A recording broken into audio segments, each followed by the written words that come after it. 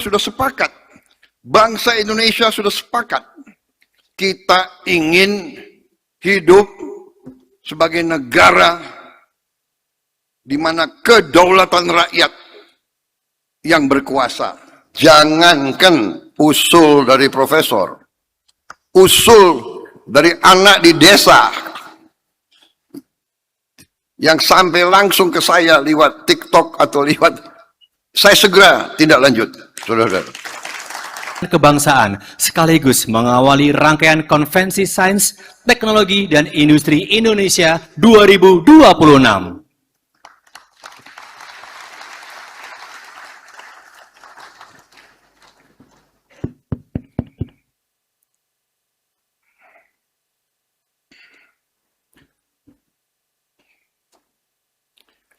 Bismillahirrahmanirrahim. Assalamualaikum warahmatullahi wabarakatuh. Selamat sore. Salam sejahtera bagi kita sekalian. Shalom, salve, Om Swastiastu, Namo Buddhaya, salam kebajikan. Yang saya hormati Wakil Presiden Republik Indonesia, Saudara Gibran Rakabuming Raka. Yang saya hormati Menteri Pendidikan Tinggi, Sains, dan Teknologi sebagai penyelenggara, Profesor Brian Yuliarto. Yang saya hormati Ketua Majelis Rektor Perguruan Tinggi Negeri Indonesia, yang sekaligus adalah Rektor Universitas Negeri Gorontalo, Profesor Dr. Insinyur Edward Wolok. Para Menteri Koordinator, para Menteri, para Kepala Badan, Jaksa Agung, Panglima TNI, Kapolri, dan para Wakil Menteri, seluruh anggota Kabinet Merah Putih yang saya hormati. Yang saya hormati para rektor, para guru besar, para direktur perguruan tinggi, direktur politeknik, pimpinan lembaga layanan pendidikan tinggi, para dekan, para dosen, seluruh sivitas akademika dari perguruan tinggi negeri dan swasta di Indonesia, para hadirin tamu undangan, serta rekan-rekan pers dan media yang hadir. Saya minta maaf saya tidak sebut satu persatu Menteri Kabinet Merah Putih yang hadir tanpa mengurangi rasa hormat. Juga para rektor universitas, para guru besar, saya juga minta maaf karena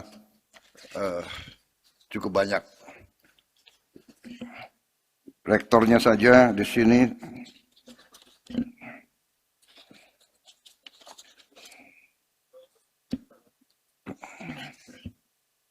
rektor dan pimpinan 261. Jadi kalau saya minta maaf kalau saya sebut satu-satu, saya dimarahin oleh panitia. Tapi tentunya ini adalah sebuah kehormatan besar bagi saya untuk bicara di hadapan begitu banyak guru-guru besar. Saya selalu berpendapat bahwa para guru besar adalah orang-orang yang terpintar dari sebuah negara. Jadi, kalau negara mau bangkit, negara mau maju, memang harus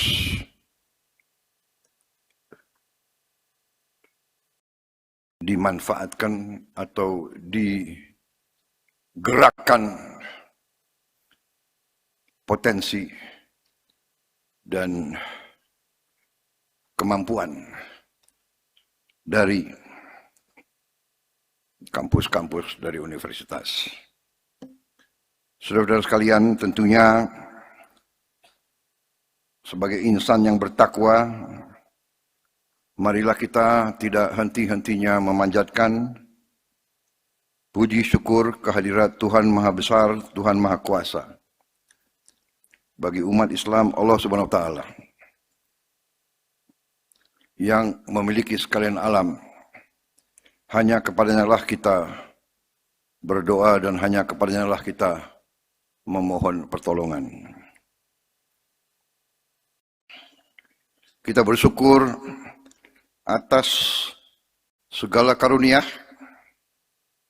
atas segala berkah dan kebaikan yang diberikan kepada bangsa kita. Kita masih menikmati keadaan damai di tengah dunia yang penuh perang, pertikaian, kebencian, permusuhan. Kita bersyukur atas kesehatan dan nafas yang masih diberikan kepada kita, sehingga hari ini kita bisa hadir pada acara Sarasehan Kebangsaan dengan tema Strategi Kemandirian Ekonomi dan Kesejahteraan Indonesia. Dalam rangka konvensi Sains dan Teknologi Indonesia. Ini adalah kehormatan yang besar bagi saya untuk bisa bertemu Bapak-bapak, Ibu-ibu sekalian. Saya pernah bertatap muka dengan para rektor dari seluruh Indonesia dan ini adalah keempat kalinya saya sebagai Presiden Republik Indonesia. Sebagai Presiden Republik Indonesia ini keempat kalinya. 2 kali di Istana Merdeka, 1 kali di ITB.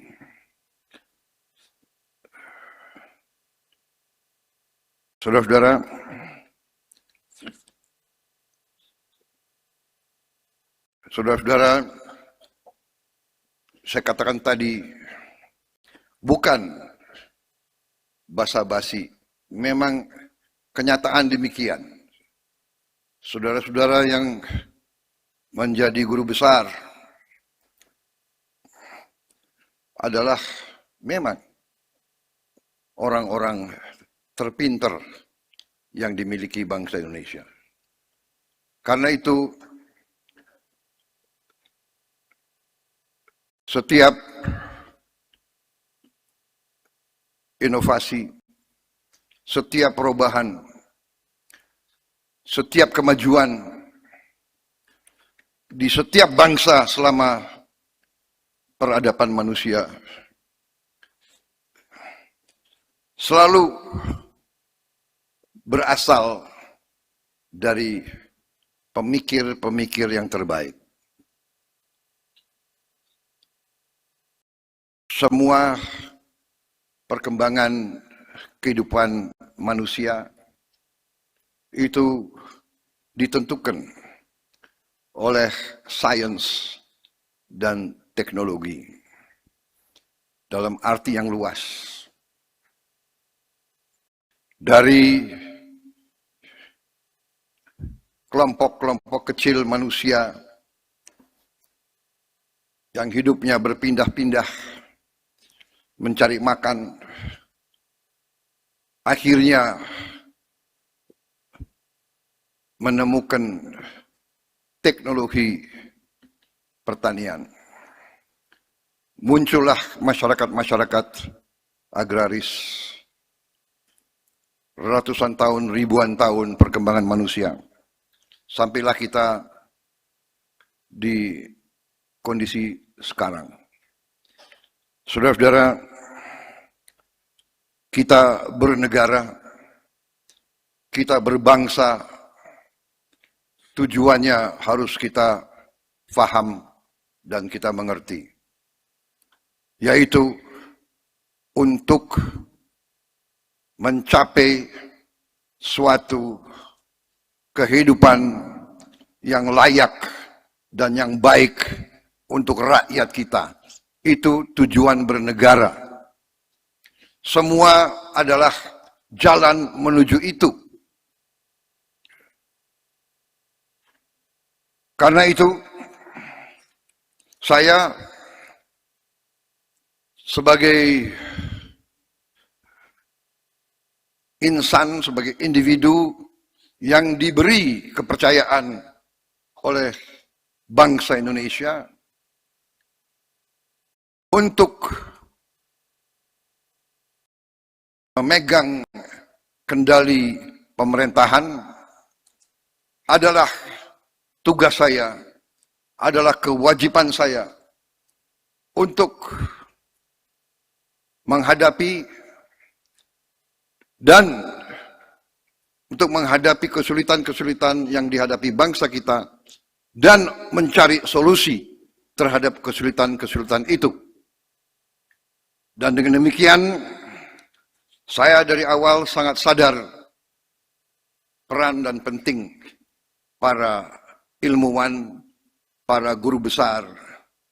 Dan karena itu, kalau saudara simak, hampir di setiap bidang pemerintahan yang kunci, saya ikut sertakan profesor-profesor dalam posisi-posisi yang sangat menentukan. Saudara-saudara,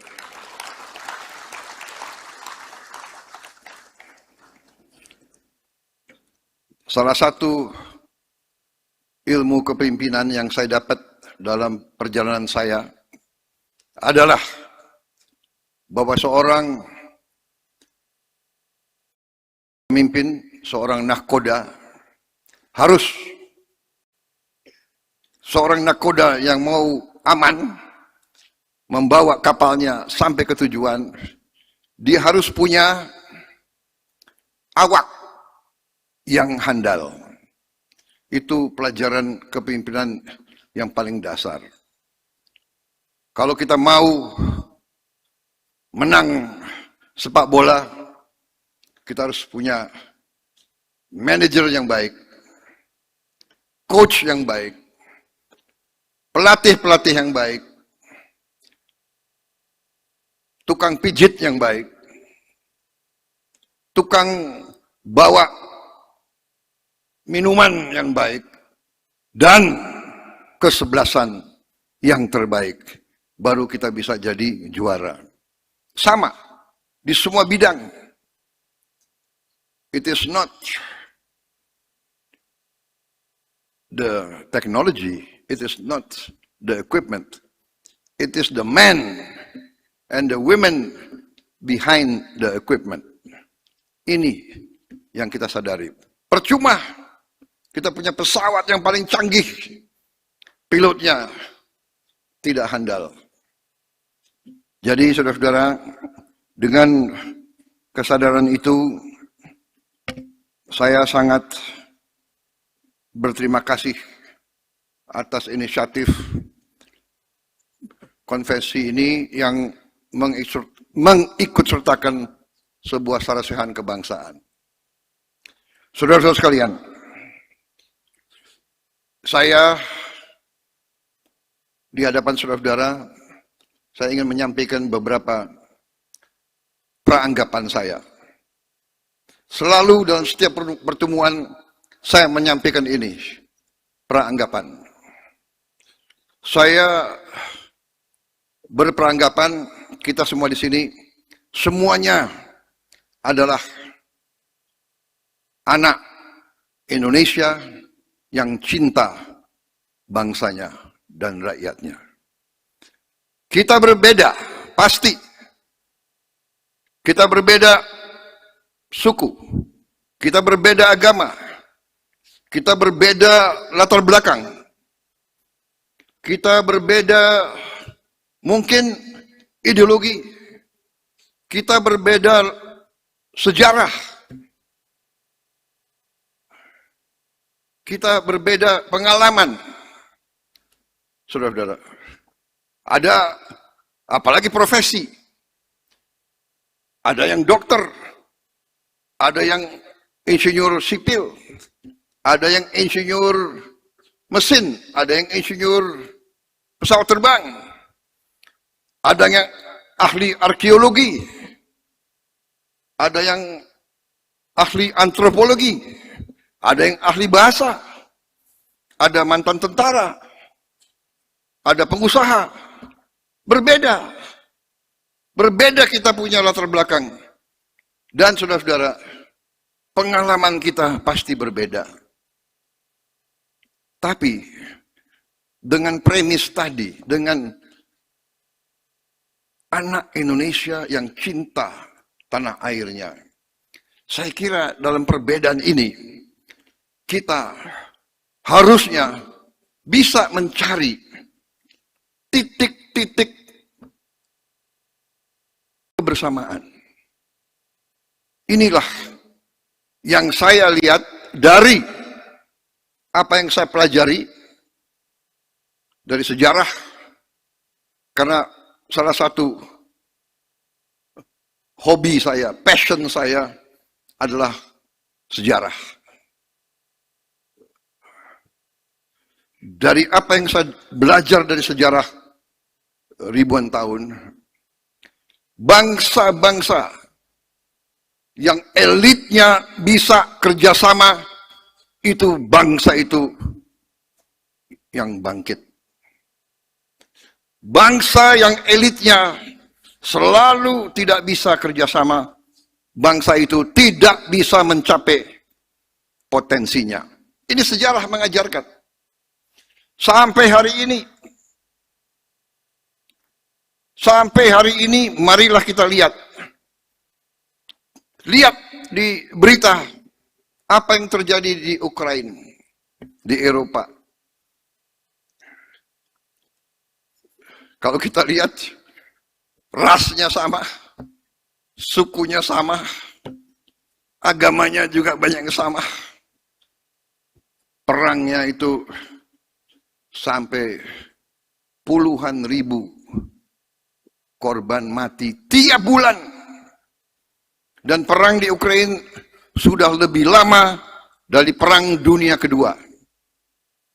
Perang di Ukraina sudah lebih lama dari Perang Dunia Kedua. Kita lihat apa yang terjadi di Gaza, di Palestina, di Lebanon. 90% dari Gaza rata.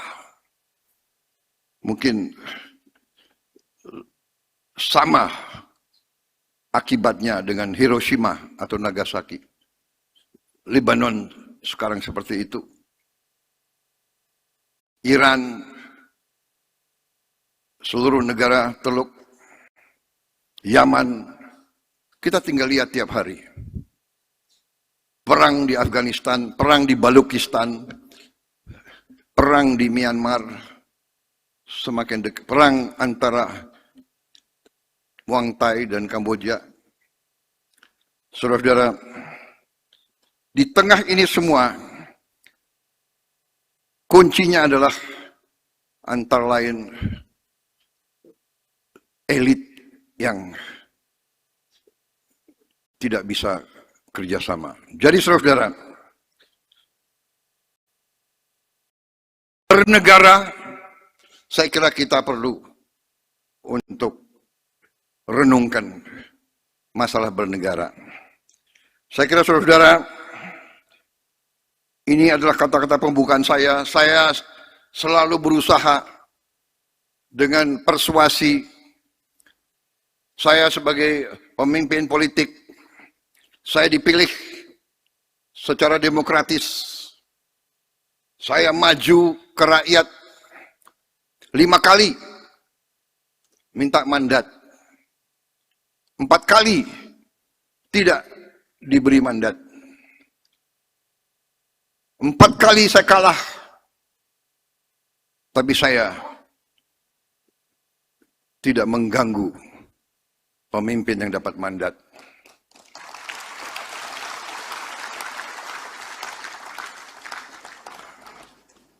Terima kasih. Karena biasanya kalau saya bilang 4 kali kalah, audiens ketawa. Ini orang Indonesia itu, kalah itu sedih sebetulnya.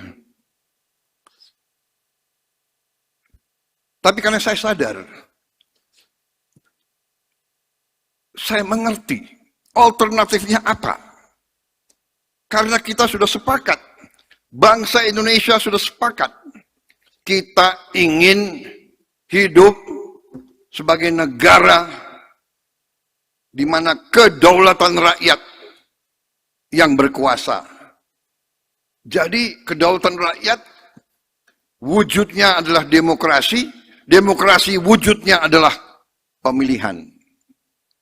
Kita mengerti, kita mungkin tidak puas, tapi alternatifnya apa? Apa kita mau gaduh?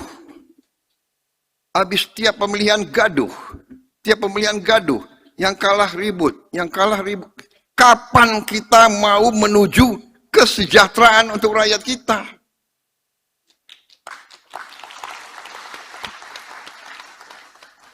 Bukankah itu kewajiban kita sebagai anak bangsa, sebagai pemimpin, sebagai orang terpintar di negara ini?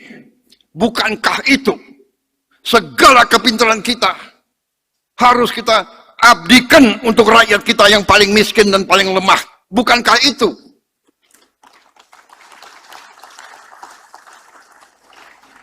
Silakan. Kalau ada yang berpendapat lain, hak. Saya katakan kita berbeda. Kalau ada yang berpendapat bahwa gaduh, ribut, bakar-bakar, anarki, kebencian, permusuhan, maki-memaki, itu produktif. Sementara negara lain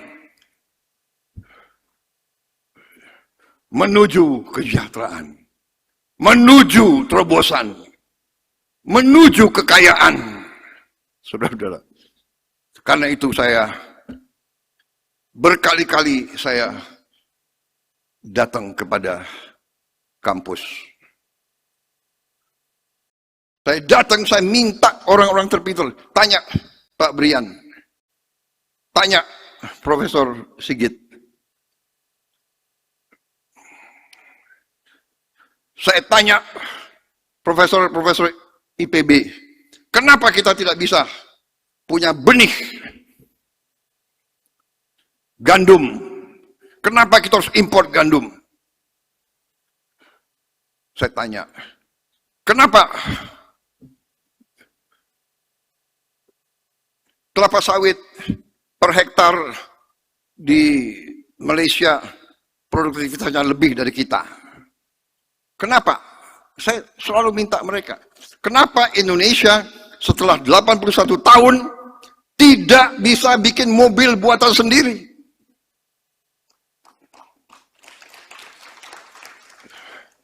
Saya berdiri di depan saudara-saudara, kalian yang PhD, kenapa kita tidak punya? Kita beli motor 10 juta motor tiap tahun. Kenapa tidak ada pabrik buatan Indonesia?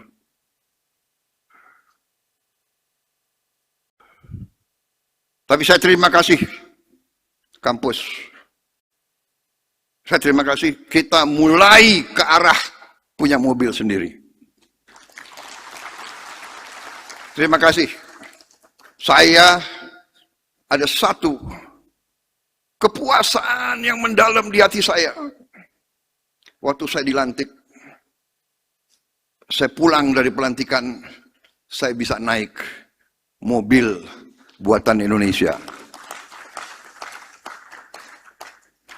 desainnya Indonesia, dibuat di Indonesia, tidak 100%, dan tidak ada mobil di dunia yang 100% produknya dari satu negara.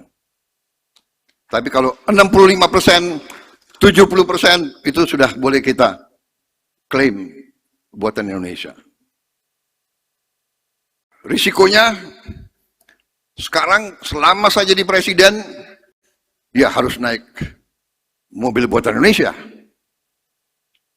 Waktu bulan-bulan pertama ya lumayan, kecuali kalau hujan keras. Tapi saya kembalikan, Profesor Sigit, gimana nih mobil presiden bocor? Perbaiki. Tidak apa-apa. Minimal kita mulai. Kita harus berani mulai.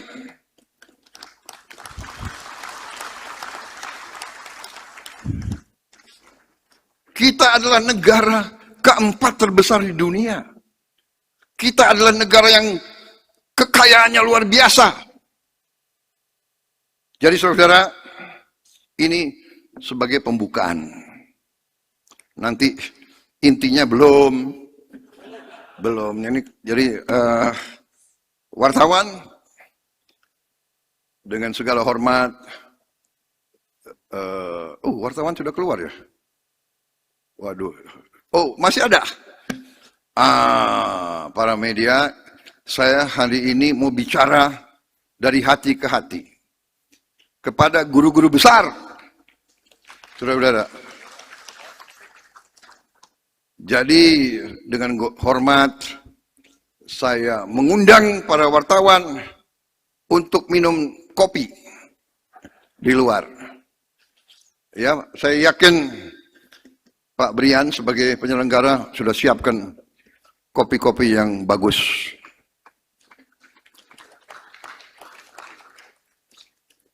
Karena di sini, saudara-saudara, saya mau bicara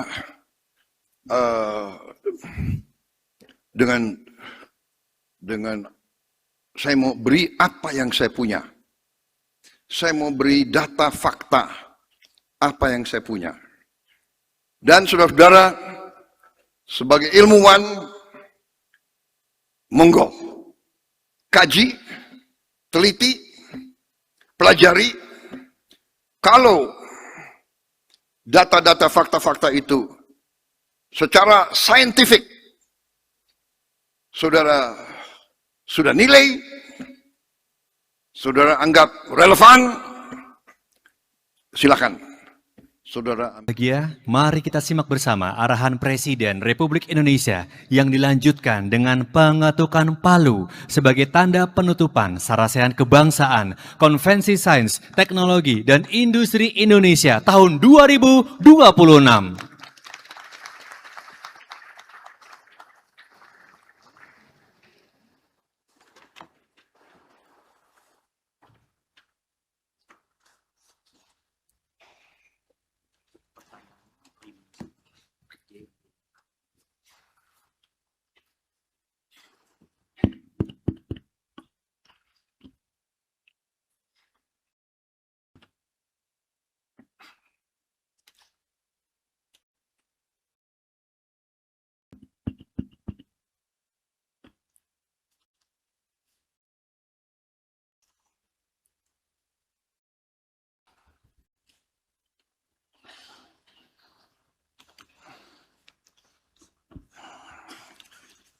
Bismillahirrahmanirrahim. Assalamualaikum warahmatullahi wabarakatuh.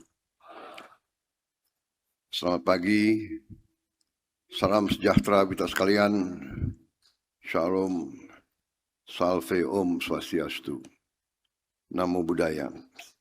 Saudara-saudara sekalian, terima kasih atas laporan tadi Menteri Mendikti. Saudara-saudara sekalian, saya monitor terus jalannya Sarasehan sampai malam kemarin padat, dan secara garis besar saya mengikuti bahwa suasana berada dalam suasana positif, suasana tukar-menukar keterangan, pandangan. Dan memang inilah keyakinan saya, inilah keinginan saya bahwa semua potensi seluruh bangsa harus bersatu, harus mengeluarkan segala pemikiran, segala inisiatif untuk kebaikan kita bersama, untuk survival kita, untuk kelangsungan hidup bangsa Indonesia. Saudara-saudara, dalam waktu yang singkat, kita berusaha, saya sebagai memegang mandat sebagai kendali atas negara Indonesia pada saat sekarang. Saya diberi mandat sebagai nahkoda, katakan saya berusaha untuk selalu menyampaikan keadaan umum yang kita hadapi sebagai suatu bangsa, bahwa bumi kita, planet kita sudah semakin menjadi kecil karena sains dan teknologi. Sekarang kejadian belasan ribu kilometer berpengaruh kepada kehidupan kita. Kita tidak bertikai, kita tidak bermusuhan sama siapa. Tapi kalau ada perang nuklir di satu belahan dunia, kita akan kena dampaknya. Karena itu, menurut saya, dan saya kalau 4 kali ketemu para rektor itu bagi saya belum apa-apa. Kalau perlu tiap bulan kita ketemu.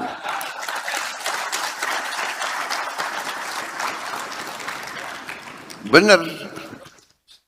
Saya butuh jumpa dengan orang-orang pintar. Kasihan beberapa profesor yang tinggal di sekitar Jakarta itu. Bolak-balik dipanggil, ya kan? Saya dengar mereka itu tiap 2 jam buka handphone. Yang di Bandung pun tidak ada alasan, karena sekarang ada Wush. Dipanggil ya 45 menit bisa di Jakarta kan gitu. Yang di Bandung pun saya perhatikan berapa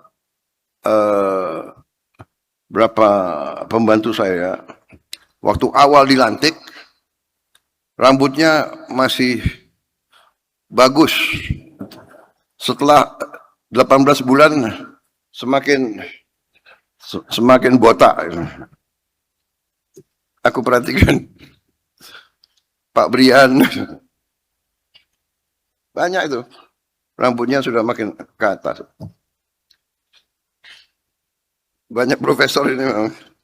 Jadi saudara-saudara, inilah yang kita inginkan, ya, kita berada di satu kapal besar yang namanya NKRI. Saya kemarin sampaikan kita berbeda pandangan, tidak ada masalah. Universitas adalah tempat di mana gagasan-gagasan adu gagasan, adu pandangan, adu filosofi, adu inovasi. Di situ disebut bahwa kampus punya academic freedom. Academic freedom, kebebasan akademis, bukan kebebasan yang lain-lain. Apalagi kampus menjadi tempat pemikiran atau tempat katakanlah pertentangan. Biarlah kampus aktif menggeluti sains dan teknologi untuk memberi manfaat kepada rakyat yang membiayai kampus-kampus itu, yang membiayai semua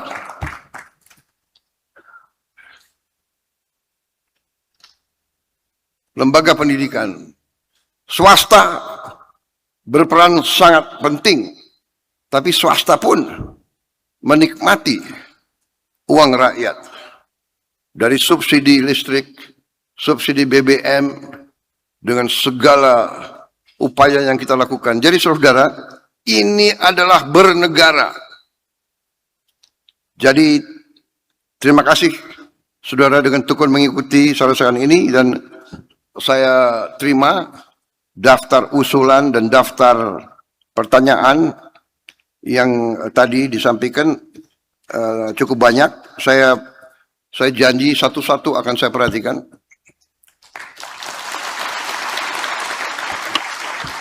Saudara-saudara, jangankan usul dari profesor, usul dari anak di desa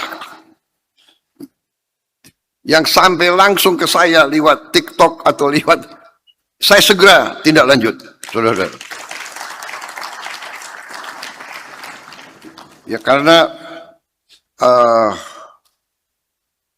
saya berkeyakinan bahwa kesulitan itu harus dihadapi.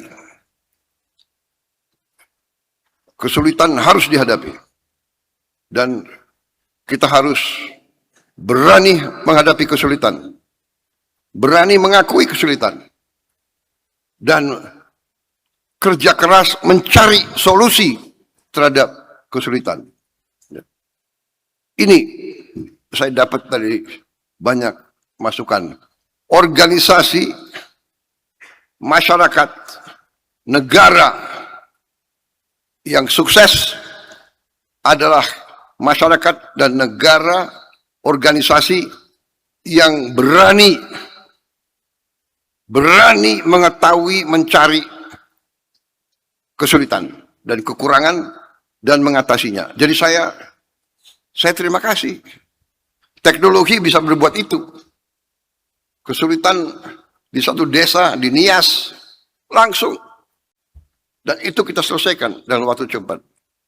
Tapi kita tahu juga teknologi juga belum tentu selalu positif bagi manusia. Sekarang kita lihat nuklir di satu pihak luar biasa bisa membantu manusia.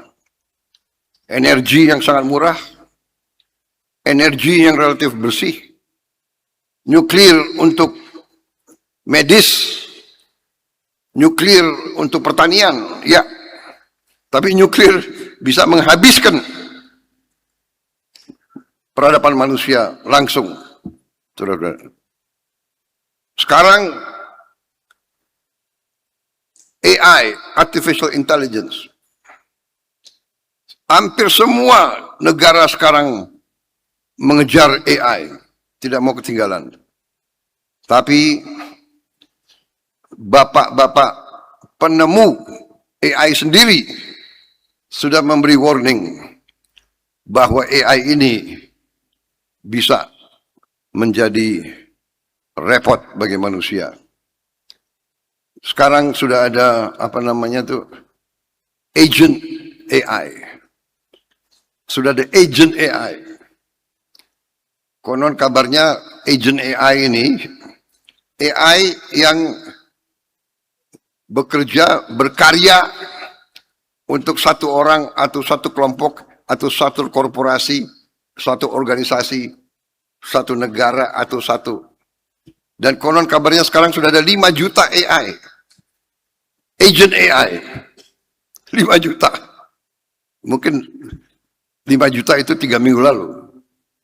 Dan mereka katanya sudah punya apa itu namanya chat room sendiri. 5 juta ini berbicara sendiri dalam bahasa kode mereka sendiri. Jadi manusia yang menciptakan sesuatu yang lebih hebat. Sekarang juara catur saja kalah sama mesin. Juara catur. Mesin sekarang bisa membuat karya-karya luar biasa. Jadi saudara-saudara, inilah nanti para guru besar, para profesor yang harus mendalami itu. Jadi saudara-saudara, saya sangat terima kasih. Sepintas saya baca tadi, saya dengar banyak usul yang sangat baik, sangat masuk akal, dan akan segera kita tindak lanjuti. Jadi sebagai contoh usul alokasi beasiswa doktor bagi dosen baik di perguruan tinggi maupun swasta dan sebagainya, ini usul yang sangat baik. Ini akan kita tindak lanjuti, ya kan?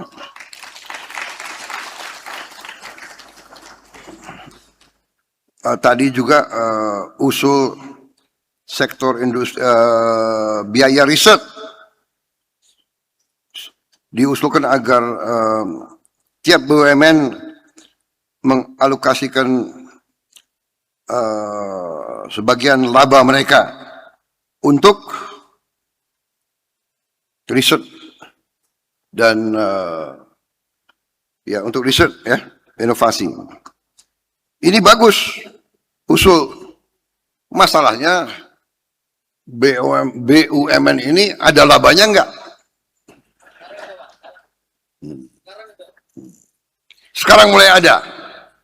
Terima kasih. Danantara mana itu? Ya. Terima kasih. Nah, itu kan sudah mulai botak terus itu. Terima kasih. Satu tahun ini sudah mulai ada laba. Ya. Masalahnya kemarin ini BUMN ini ya kita sudah tahulah, ya. Sudah lama jadi orang Indonesia, saudara sudah mengerti. Ini sedang kita bersihkan, sedang kita tertibkan. Dari 1.000 lebih BUMN, sekarang kita sudah tutup lebih dari 200. Lebih dari 200. Nantinya kita akan bikin tinggal 300 lah. Ya. Bagaimana Pak Oscar Doni? Ujungnya kita bisa berapa BUMN? Ujungnya nanti 250. Bayangkan. Lebih dari 750 kita tutup. 750 dirut. 750 direksi. Kali 4 atau kali 5. 750 komisaris. Kali 10.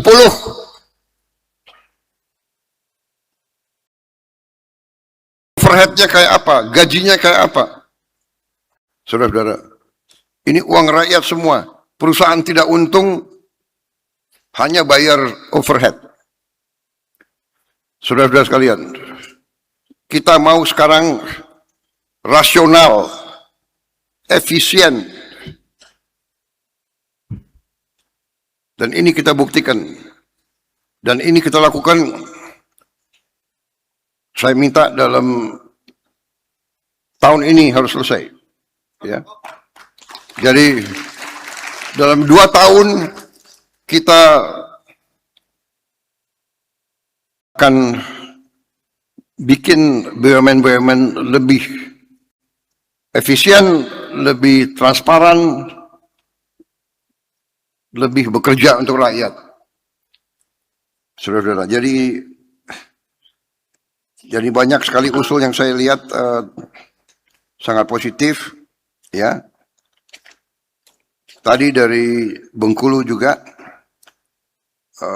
strategi bagaimana dari pengolahan bahan baku menuju penciptaan produk akhir. Saya kira ini yang kita cita-citakan. Tapi harus melalui proses itu dulu. Untuk proses pertama saja, proses kita ingin pengolahan di Indonesia, itu membutuhkan suatu usaha yang sangat besar. Tapi insya Allah kita akan menuju ke situ. Ya. Kemudian usul-usul lain tentang kerjasama dengan institusi luar negeri, melibatkan kampus-kampus universitas di semua bidang dan di semua daerah. Saya kira ini benar, nanti kita akan ke arah situ semua.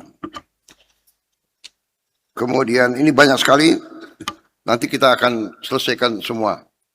Saya kira itu ya sementara, dan ini ada catatan bahwa mohon perhatian Bapak, wartawan masih ada di 5 menit pertama, Bapak Presiden. Dengan hormat, saya mengundang para wartawan untuk minum kopi di luar. Sudah. Terima kasih ya.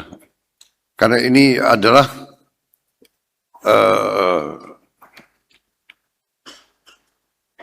penutupan, tapi di mana sekaligus sesi terakhir saya untuk Sarasehan kali ini.